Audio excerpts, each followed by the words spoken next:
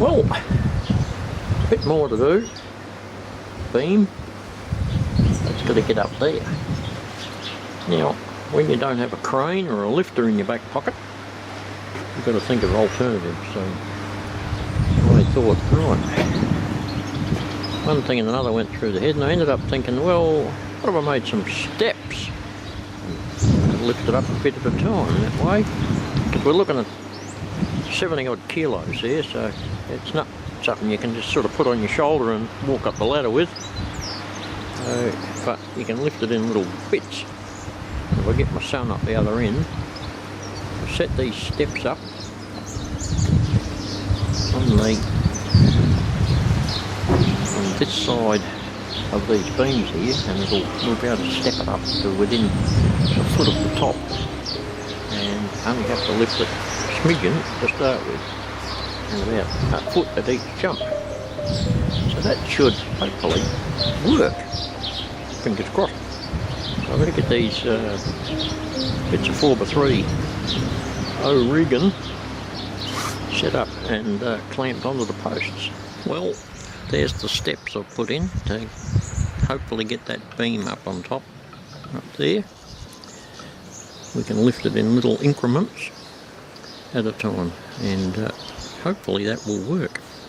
Once I can get my son round here to get up the other end, we'll be able to give it a try. So, fingers crossed. Well, I'll put it up on the first step. I lifted it up one end at a time, and then screwed in this little stop here to stop it from falling back while I did the other end. So it's got one of them on each end. I'll continue to lift it up one and shift the little stop each time we go. Hopefully can get it up to the top. But I'm not sure whether I can do it on my own or get a bit of muscle power from the sun when it comes around. Yeah, I managed to do one step, but not sure how many more I can do. So far so good anyway. Well, welcome to a dull and dreary Sunday morning. Yesterday afternoon my son came round and we stepped the beam up to the top there. That's in position, held in position with clamps at the moment till I drill some holes in it and get some bolts on to secure it.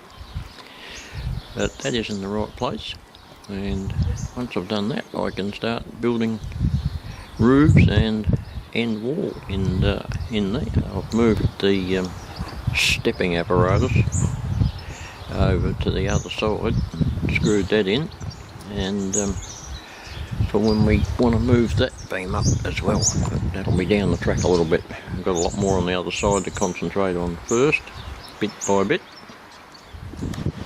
Well, beam is now bolted securely to those uprights, on both ends. Ooh, there we go. Now I can start on the bit that goes from, let me see if I can just get a finger happening from here up to there. And it'll start stabilising things in. We get one from there to there and one from here across horizontally. We've got ourselves a stabilising triangle. So that'll be the next thing on the agenda, I would say.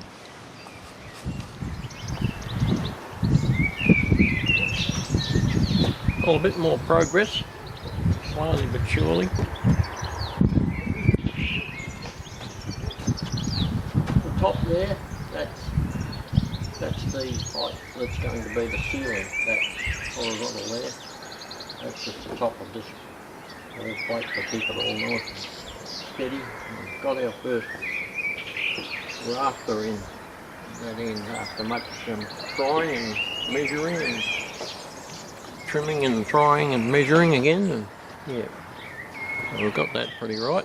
We can use those same measurements as a template basically to do all the rest of them along once I get the timber. So yeah, just a little bit of progress, we'll get there eventually. Of course I stopped to mow the grass then, the sun was out, and yeah, got quite a bit done, and noticed that. that on the ground. This is not good. So anyway, I stopped and yeah, there's another one there.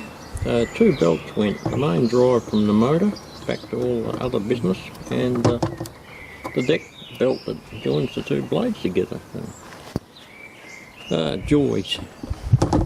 And being a ride-on, everything on them is awkward.